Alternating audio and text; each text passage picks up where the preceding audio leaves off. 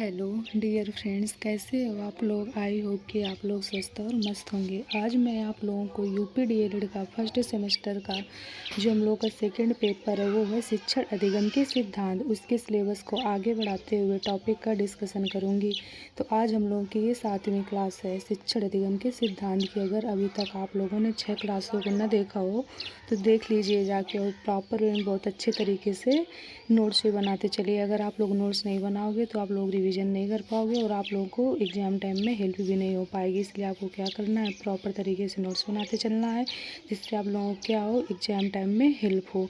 तो कल की क्लास में हम लोगों ने देखा था कि जो शैक्षणिक संप्रेषण होता है ये क्या होता है, और सामूहिक संप्रेषण होता है ये क्या होता है, ये सब जाना था। चलिए तो आज हम लोग क्या करते हैं, अपनी क्लास को आगे बढ़ाते हैं, टॉपिक का डिस्कशन करते हैं। आप लोग क्या करिए, नोट्स बनाते चलिए। तो आज हम जानेंगे संप्रेषण के कार्य के बारे में, यानी फंक्शन ऑफ कम्युनिकेशन, यानी संप्रेषण के कार्य कौन कौन से होते हैं, संप्रेषण के माध्यम से हमें क्या हेल्प मिलती है, संप्रेषण के कार्य के बारे में जानेंगे। तो चलिए स्टार्ट करते हैं। संप्रेषण के द्वारा संकेत, इशारों, बातचीत आदि को प्रसारित किया जाता है। कह रहे हैं कि संप्रेषण के द्वारा संकेत, इशारों, बातचीत आदि को क्या किया जाता है, प्रसारित किया जाता है। प्रसारित का मतलब क्या होता है, फैलाया जाता है। संप्रेषण के द्वारा क्या होता है, संकेत, इशारों और बातचीत। और संप्रेषण के माध्यम से ही तो हम लोग बातचीत कर पाते हैं, कम्युनिकेशन के माध्यम से ही ना। मान लीजिए किसी से बातचीत करनी है, संकेत में भी कर सकते हैं, इशारों में भी कर सकते हैं, बोल कर भी कर सकते हैं। तो ये सब किसके माध्यम से पॉसिबल हुआ, संप्रेषण के माध्यम से। तो वही कहा गया कि संप्रेषण के द्वारा संकेत, इशारों, बातचीत आदि को क्या किया जाता है, प्रसारित किया जाता है। अब इसके बाद जो इसका दूसरा कार्य है वो क्या है, संप्रेषण विभिन्न व्यक्तियों में एक दूसरे के प्रति विश्वास बनाए रखता है। कह रहा है कि जो संप्रेषण के माध्यम से क्या होता है, विभिन्न व्यक्तियों में क्या होता है, एक दूसरे के प्रति विश्वास यानी ट्रस्ट बना रहता है। इसका मतलब यही हुआ कि जब लोग बातचीत ही नहीं करेंगे तो क्या जानेंगे कि कौन किस हिसाब का इंसान है। तो वही तो है, बातचीत के हिसाब से तो इंसान जान पाता है कि इंसान का बिहेवियर कैसा है, इंसान कैसा है। और जब बातचीत करोगे तब इंसान के क्या होता है, विश्वास बन पाता है कि ये इंसान विश्वास करने लायक है या नहीं। तो ये सब किसके माध्यम से पॉसिबल हुआ, कम्युनिकेशन के माध्यम से, यानी संप्रेषण के माध्यम से। तो वही कहा गया कि संप्रेषण विभिन्न व्यक्तियों में एक दूसरे के प्रति विश्वास बनाए रखता है। और जिसका तीसरा कार्य है वो क्या कह रहा है, तीसरा कार्य कह रहा है संप्रेषण विभिन्न व्यक्तियों में समन्वय बनाए रखता है। समन्वय का मतलब क्या होता है, बॉन्डिंग बनाए रखता है। तो यानी बात वही है कि संप्रेषण विभिन्न व्यक्तियों में यानी सभी व्यक्तियों में क्या करते हैं, समन्वय यानी बॉन्डिंग बनाए रखते हैं। तो संप्रेषण के माध्यम से, कम्युनिकेशन के माध्यम से क्या होगा, लोग बातचीत करेंगे। और जब बातचीत करेंगे तो फिर बॉन्डिंग बनी रहेगी। जब लोग बातचीत ही नहीं करेंगे, कोई भी रिलेशनशिप हो, चाहे तो वो हस्बैंड वाइफ का हो, या तो फिर बच्चे का हो अपने माँ बाप से, या तो फिर फ्रेंड्स का हो, या तो फिर किसी का भी हो रिलेशनशिप, अगर बातचीत ही नहीं करोगे तुम लोग तो फिर कैसे बन पाएगा। इसलिए हमको क्या करना है, ये सब किसके माध्यम से पॉसिबल है, संप्रेषण के माध्यम से पॉसिबल। संप्रेषण के माध्यम से ही हम लोग क्या करते हैं, एक दूसरे से बातचीत करते हैं, और भी सभी लोग संप्रेषण के माध्यम से बातचीत करते हैं, जिससे क्या होता है, व्यक्तियों में समन्वय बना रहता है, यानी बॉन्डिंग अच्छी बनी रहती है। इसलिए हम लोगों को क्या करना चाहिए, अपनी बातचीत सबसे करना चाहिए। ठीक। अब इसके बाद चौथा पॉइंट पढ़ते हैं। चौथा पॉइंट कह रहा है संप्रेषण के द्वारा बड़ी बड़ी परेशानियों को सुलझाया जा सकता है। यानी कम्युनिकेशन के द्वारा अगर हम लोग बातचीत ही करना नहीं जानते हैं तो अपनी प्रॉब्लम किसी से बता ही नहीं पाएंगे। तो वही कहा गया है कि संप्रेषण के द्वारा बड़ी बड़ी परेशानियों को सुलझाया जाता है, यानी कम्युनिकेशन के माध्यम से। यानी हम लोग अगर किसी से बातचीत करेंगे तो अपनी प्रॉब्लम बताएंगे तो उसका क्या होगा, सोल्यूशन भी निकलेगा कि नहीं निकलेगा। मान लीजिए क्लास में ही है, किसी बच्चे को कोई चीज़ें नहीं आ रही, तो अगर वो टीचर से कम्युनिकेशन यानी बातचीत ही नहीं करेगा तो टीचर को अपनी प्रॉब्लम बता ही नहीं पाएगा, और टीचर को भी नहीं समझ में आएगी कि बच्चे को क्या प्रॉब्लम है। इसलिए हमको क्या करना है, वही कहा गया है कि अपनी बात को बतानी है। ये सब किसके माध्यम से पॉसिबल होगा, कम्युनिकेशन के माध्यम से। तो वही कहा गया है कि संप्रेषण के द्वारा बड़ी बड़ी परेशानियों को सुलझाया जा सकता है। तो आई होप कि आप लोगों को ये जो संप्रेषण के कार्य थे, इनके 4 पॉइंट थे, आप लोगों को बहुत अच्छे तरीके से समझ में आए होंगे, और आप लोगों ने क्या किया होगा, नोट्स भी बना लिए होगा। ये बहुत पूछे जाते हैं, इंपॉर्टेंट भी है। चलिए अब आगे बढ़ते हैं। आगे कह रहा है संप्रेषण एक गत्यात्मक उद्देश्यपूर्ण द्विध्रुवीय प्रक्रिया है।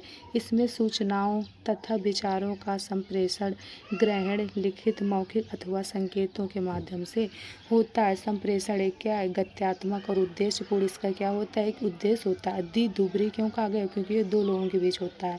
एक बोलेगा तो दूसरा सुनेगा। अकेले संप्रेषण जो संप्रेषण की प्रक्रिया है वो अकेले पॉसिबल नहीं है। ये कितने लोगों के माध्यम से हो पाएगी, दो लोगों के माध्यम से हो पाएगी। एक सामने वाला चाहिए और एक क्या हो, दूसरा व्यक्ति हो।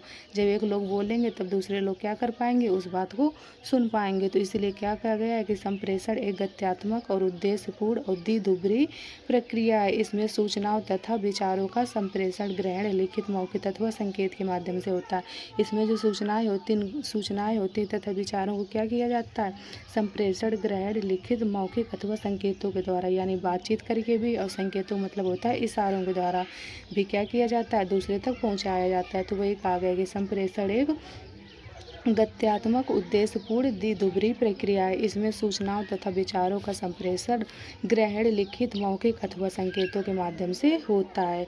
आई होप कि आप लोगों को यहाँ तक चीज़ें समझ में आई होंगी और आपने क्या किया होगा, प्रॉपर नोट्स भी बना ली होंगी। बहुत ज़्यादा इंपॉर्टेंट एग्जाम में बहुत पूछा जाता है, इसलिए आपको चीज़ें बहुत अच्छी तरीके से समझते चलना है। हम लोग आगे बढ़ते आगे। फिर आज संप्रेषण को प्रभावित करने वाले कारक, कुछ कारक होंगे जो संप्रेषण को क्या करेंगे, प्रभावित करेंगे। तो चलिए जानते हैं कौन से वो कारक है।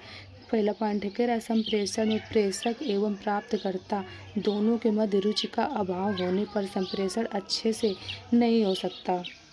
कह रहा है कि संप्रेषण में प्रेषक एवं प्राप्तकर्ता कौन होता है, ग्राही होता है। दोनों के मध्य रुचि का अभाव होने पर संप्रेषण अच्छे से नहीं हो सकता है। यानी यही कहा गया है कि अगर दोनों में मतलब क्या होना चाहिए, दोनों लोग को एक दूसरे में इंटरेस्ट होना चाहिए बातचीत करने में। मान लीजिए कि आप लोग फ्रेंडशिप से ले लीजिए, मान लीजिए आपका तो मन है दोस्त से बात करने का, लेकिन आपके दोस्त का नहीं है मन, तो क्या होगी, आप लोगों की जो संप्रेषण की क्रिया है अच्छे से हो पाएगी, नहीं हो पाएगी। तो वही कहा गया है कि दोनों लोगों को क्या होना चाहिए, रुचि होना चाहिए, यानी इंटरेस्ट होना चाहिए एक दूसरे के प्रति, तभी क्या होगी, हमारी बॉन्डिंग अच्छे से बन पाएगी। तो वही कहा गया है कि संप्रेषण में प्रेषक एवं प्राप्तकर्ता ग्राही दोनों के मध्य रुचि का अभाव होने पर संप्रेषण अच्छे से नहीं हो सकता है। इसके बाद हम लोगों का जो दूसरा पॉइंट आता है वो है भाषा का उचित ज्ञान होना। क्योंकि भाषा में एक शब्द का अर्थ भिन्न भिन्न होता है तो संदेश ग्रहण में कई भ्रांतियाँ उत्पन्न हो जाती हैं। कहा गया है कि भाषा का उचित ज्ञान होना चाहिए, क्योंकि भाषा में क्या होगा, एक शब्द का अर्थ भिन्न भिन्न होता है तो संदेश ग्रहण में कई भ्रांतियाँ उत्पन्न हो जाती हैं। यानी क्या होना चाहिए, हम लोगों के जो भाषा का ज्ञान है वो बहुत अच्छी तरीके से होना चाहिए। अगर भाषा ज्ञान अच्छी तरीके से नहीं होगा तो फिर क्या होगा, भ्रांतियाँ होंगी। यानी मतलब कि अगर भाषा का ज्ञान ही नहीं अच्छे तरीके से होगा तो फिर निसंदेह चीज़ें नहीं हो जाएंगी, मतलब भ्रांतियाँ उत्पन्न हो जाएंगी। इसलिए हम लोग को क्या होना चाहिए, भाषा का ज्ञान बहुत अच्छी तरीके से होना चाहिए। तो वही कहा गया है कि भाषा का उचित ज्ञान होना चाहिए, क्योंकि भाषा में एक शब्द का अर्थ भिन्न भिन्न होता है जो संदेश ग्रहण करने में कई भ्रांतियाँ उत्पन्न हो जाती हैं। तो वही कहा गया है कि किसी से बातचीत करने में हम लोगों को क्या होना चाहिए, जो भाषा का ज्ञान है वो बहुत अच्छी तरीके से होना चाहिए। तो आई होप कि आप लोगों को ये दो पॉइंट बहुत अच्छी तरीके से समझ में आए होंगे। अब चलिए हम लोग अपने तीसरे पॉइंट की ओर बढ़ते हैं। तीसरा पॉइंट कहा गया है कि संप्रेषण के लिए माध्यम का होना बहुत अधिक महत्वपूर्ण है। यदि माध्यम ही नहीं होगा तो फिर संप्रेषण बाधा उत्पन्न कर देगी। यही कहा गया कि जो संप्रेषण है इसमें क्या होना चाहिए, इसमें माध्यम का होना बहुत आवश्यक है। मान लीजिए कि हमें लोग हैं, आप लोगों को पढ़ा रहे हैं तो किसके माध्यम से, फ़ोन या टैब है, नहीं है। और हम लोग के जो माध्यम है वो क्या है, पाठ्य पुस्तक है, का सिलेबस है। तो वही कहा गया है कि संप्रेषण के लिए माध्यम का होना बहुत अधिक महत्वपूर्ण है। मान लीजिए आप लोग किसी से बातचीत करते हो तो फ़ोन से करते हो, तो आप लोगों का माध्यम क्या हो गया, फ़ोन हो गया। तो वही कहा गया है कि संप्रेषण के लिए माध्यम का होना बहुत अधिक महत्वपूर्ण है। यदि माध्यम नहीं होता है तो संप्रेषण में बाधा उत्पन्न हो जाएगी। जब माध्यम ही नहीं होगा तो फिर हम लोग कम्युनिकेशन कैसे कर पाएंगे, नहीं कर पाएंगे ना। तो वही कहा गया है कि क्या होना चाहिए, संप्रेषण करने के लिए माध्यम का होना बहुत आवश्यक है। चलिए हम लोग आगे बढ़ते अपने चौथे पॉइंट की ओर। फिर वातावरण जैसे बिजली, पानी, गर्मी, बरसात, जाड़ा, ये सब संप्रेषण को प्रभावित करते हैं। अब कहा गया कि जो वातावरण है, बिजली है, पानी है, गर्मी, बरसात, जाड़ा, ये सब क्या करते हैं, संप्रेषण को प्रभावित करते हैं। जाहिर सी बात, ये सब क्या करते हैं, संप्रेषण को प्रभावित करते हैं। मान लीजिए कि लाइट नहीं आई तो हम लोग का जो फ़ोन है, टैब है, चार्ज ही नहीं हो पाएगा, तो फिर हम आप लोगों को ऑनलाइन शिक्षा नहीं दे पाएंगे। क्या, नहीं दे पाएंगे। तो वही कहा गया है कि वातावरण भी क्या करता है, संप्रेषण को प्रभावित करता है। तो वही आई होप कि आप लोगों को ये पॉइंट भी बहुत अच्छे तरीके से समझ में आया होगा। वातावरण जैसे बिजली, पानी, गर्मी, बरसात, जाड़ा, ये सब क्या करते हैं, संप्रेषण को प्रभावित करते हैं। अब चलिए हम लोग अपने 5वें पॉइंट की तरफ बढ़ते हैं। 5वां पॉइंट कह रहा है योग्यता की कमी संप्रेषण में बाधा उत्पन्न करती है। अब कोई व्यक्ति है जो ज़्यादा पढ़ा लिखा नहीं है मान लीजिए, तो क्या कर पाएगा, किसी मान लीजिए अधिकारी से बात करनी है तो वो डरेगा ना बात करने में, और जो कोई पढ़ा लिखा है समझदार है तो वो क्या करेगा, आराम से बातचीत कर लेगा। तो वही कहा गया है कि योग्यता की कमी संप्रेषण में बाधा उत्पन्न करती है। इसलिए हम लोगों को क्या करना है, शिक्षित बनते चलना है। कम से कम इतना तो बन ही जाना है कि हम लोग अपनी बात तो कह पाएँ, किसी से डरे नहीं। तो वही कहा, आप चलिए आगे बढ़ते हैं। आई होप कि आप लोगों को यहाँ तक चीज़ें समझ में आई होंगी और आपने क्या किया होगा, प्रॉपर नोट्स भी बना लिए होंगे। चलिए अब आगे बढ़ते हैं। प्रभावी संप्रेषण की विधियाँ के बारे में जानते हैं कि प्रभावी संप्रेषण क्या होता है। ये मोस्ट इम्पॉर्टेंट है, बहुत पूछा जाता है।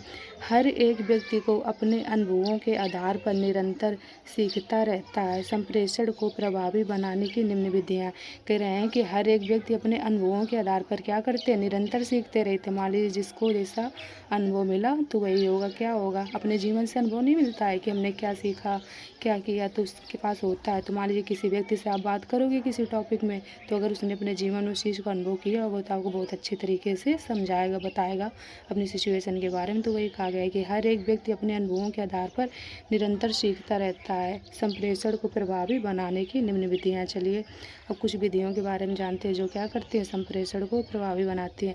संप्रेषण की परंपरागत विधि। चलिए अब जानते हैं कि जो संप्रेषण होता है इसकी परंपरागत विधि कौन सी है। कहा गया है कि परंपरागत संप्रेषण की सबसे प्रमुख विधि लोक परंपरा है, जिसके द्वारा वर्तमान समय में भी एक पीढ़ी से दूसरी पीढ़ी को अपने सामाजिक सांस्कृतिक अनुभवों को स्वर, संगीत, नृत्य तथा अभिनय कला आदि के माध्यम से संप्रेषित करती है।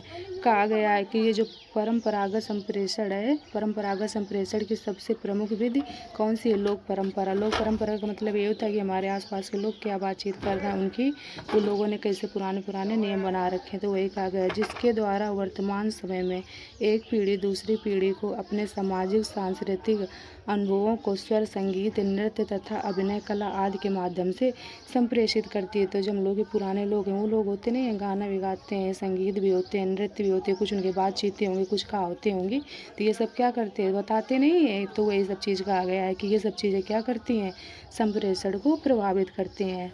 परंपरागत विधियों में कठपुतली का खेल, लोक कथा, लोक गाथा, लोक नाट्य तथा समुदाय विशेष के नृत्य आदि समावेश है। ये सब क्या है, कम्युनिकेशन यानी संप्रेषण में हम मौजूद हैं। तो वही कहा गया लोक कथा, लोक गाथा, लोक नाट्यम तथा समुदाय। समूह नहीं होता है, कुछ बातें बोलेंगे। लोक कथा मतलब कुछ बात बताएंगे, और लोक गाथा का मतलब कहानी करते हैं सब कि ऐसी रीत है, ऐसी कहावत है। तो वही सब कहा गया, ये सब क्या करता है, संप्रेषण को प्रभावित करता है। तो चलिए हम लोग दूसरी विधि के बारे में पढ़ते हैं। दूसरी विधि हम लोगों की कही गई है संप्रेषण की आधुनिक विधि। ये तो पुरानी विधि थी, अब आधुनिक मतलब नया है। तो हम नए के बारे में जानते हैं कि नई विधि क्या है। कह रहा है संदेश को दूर बैठे रहने व्यक्ति तक पहुंचाया जा सकता है। इस कार्य को संप्रेषण की आधुनिक विधि कहा जाता है। मान लीजिए हम भी लोग हैं, घर में बैठे हैं कि नहीं बैठे हैं, तो इससे क्या होगा कि बैठे बैठे ही फ़ोन से क्या हुई, हम लोग की न्यूज़ है दूसरे तक पहुंच गई। पहले ज़माने में नहीं हो पाता था, सब ये कहाँ हो पाता था। पहले तो ऐसे पत्र वगैरह चला करते थे, बहुत न्यूज़ क्या काफ़ी टाइम लग जाए, डाक के द्वारा पहुँचाया जाए। तो ये सब कौन सी थी, पुरानी विधि। लेकिन आधुनिक समय यानी आज की जनरेशन है, जो आज की मतलब है, तो आज क्या, आजकल क्या सुविधाएँ हैं, आजकल क्या कहा गया है कि संदेश को दूर बैठे रहने व्यक्ति तक पहुंचाया जा सकता है। इस कार्य को संप्रेषण की आधुनिक विधि कहते हैं। यही है कि जो हम लोग की कोई बात हुई, हम लोग फ़ोन से क्या किए, पहुंचा दिए, तो इसे क्या कहा जाता है, संप्रेषण की आधुनिक विधि है। अब इसके बाद आता है इसमें जन संचार को सफल बनाया। इसमें समाचार पत्र जैसे मुद्रित माध्यम, रेडियो आदि, इसके माध्यम से क्या हुआ, जन संचार को सफलता मिली। जैसे समाचार पत्र हो गए, मुद्रित, अभ्यास, रेडियो, इन सब के माध्यम से क्या हुआ, जो न्यूज़ हम लोग को टाइम टू टाइम मिलने तो लगी। तो वही कहा गया है, इसने क्या किया, आसान बना दिया। चलिए अब आगे बढ़ते हैं। श्रव्य माध्यम तथा टेलीविज़न जैसे दृश्य माध्यम का महत्वपूर्ण स्थान है। श्रव्य माध्यम क्या होता है, जो चीज़ सुनते हैं हम लोग। टेलीविज़न जैसे दूर माध्यम का महत्वपूर्ण स्थान है। टेलीविज़न मतलब होता है टीवी। जिसके माध्यम से हम लोग क्या करते हैं, सुनते ही तो हैं, रेडियो के माध्यम से हम लोग सुनते हैं। तो वही कहा गया है कि इसके माध्यम से क्या हुआ, चीज़ों को आसान बनाया गया। अब जो जॉन गुटेनबर्ग हैं, इन्होंने सन 1450 ईस्वी में मुद्रण कला का आविष्कार किया। ये एग्जाम में आ सकता है कि ये जो जॉन गुटेनबर्ग थे, इन्होंने मुद्रित कला का कब आविष्कार किया। तो आप लोगों को क्या लिखना पड़ेगा कि 1450 ईस्वी में। ठीक, चलिए अब आगे बढ़ते हैं। आगे हम लोगों की तीसरी विधि आ रही है संप्रेषण की। संप्रेषण की प्रौद्योगिक संदर्भ विधि। अब जो ये संप्रेषण की प्रौद्योगिक संदर्भ विधि है, ये क्या है, चलिए इसके बारे में पढ़ते हैं। वर्तमान समय में संदेश भेजना सरल हो गया है, यानी प्रेजेंट टाइम में क्या हो गया है, अब कोई भी संदेश होता है भेजना, वो क्या हो गया है, सरल हो गया है। क्यों हो गया है, क्योंकि फ़ोन वगैरह चलने लगे हैं, कोई भी बात होती है तुरंत पहुंच जाती है। तो वही कहा गया है कि नवीन माध्यमों की तकनीकी इतनी अत्यंत है कि इसके द्वारा दूर बैठे व्यक्ति तक संदेश आसानी से पहुंचाया जा सकता है। संप्रेषण ध्वनि, चित्र, शब्दों आदि के द्वारा तत्काल संदेश भेजा जा सकता है। तो वही कहा गया है कि आज के समय में जो तकनीक है वो इतनी वो हो गई है कि दूर बैठे व्यक्ति को क्या होता है, संदेश आसानी से मिल जाता है। यही है कि मान लीजिए कोई प्रॉब्लम हुई तो हम लोग कॉल नहीं कर देते हैं फ़ोन के द्वारा, तुरंत नहीं मिल जाती है। तो वही बात कहा गई है कि वही बात मतलब कहा गया है कि आजकल क्या है, जो मतलब आज के ज़माने में कोई भी सूचना होती है उसको कितना भी दूर व्यक्ति क्यों ना हो, पहुंचाना बहुत आसान हो गया है। ठीक, तो आई होप कि आप लोगों को यहाँ तक चीज़ें बहुत अच्छे तरीके से समझ में आई होंगी और आपने क्या किया होगा, नोट्स भी बना लिए होंगे। चलिए अब कुछ क्वेश्चन आंसर हम लोग लेते हैं। पहला कह रहा है संप्रेषण के लिए कक्षा का वातावरण कैसा होना चाहिए, सौहार्दपूर्ण, नीरस, अनुशासनपूर्ण, मतलब कहा गया तीसरा अनुशासनात्मक होना चाहिए या फिर प्रकाशपूर्ण होना चाहिए। तो आप लोग बताइए इसका आंसर क्या होगा। इसका होगा सौंदर्यपूर्ण, यानी जब सौंदर्यपूर्ण होगा तभी तो अच्छे से हो पाएगा ना। तो वही कहा गया है कि कैसा होना चाहिए, सौंदर्यपूर्ण होना चाहिए। ठीक, आप लोग अच्छे से इसको लिख लीजिएगा। ठीक, इसके बाद हम लोग का दूसरा क्वेश्चन आ रहा है। दूसरा क्वेश्चन का रहा है कि कक्षा शिक्षण में कौन सा संप्रेषण का घटक नहीं है। शिक्षक, छात्र, पाठ्य पुस्तक या अभिभावक, इनमें से कौन सा नहीं है, पूछा गया है। तो ये सब तो कक्षा में होंगे तभी तो हो पाएगा। तो इसका राइट आंसर क्या हो जाएगा, अभिभावक। ठीक, इसके बाद जो हम लोग का तीसरा क्वेश्चन है वो कह रहा है संप्रेषण के घटक हैं। संप्रेषण के घटक कौन कौन से, प्रेषक, ग्राहक, संदेश। कल मैंने आपको ये सब बताया भी तो बहुत अच्छे तरीके से।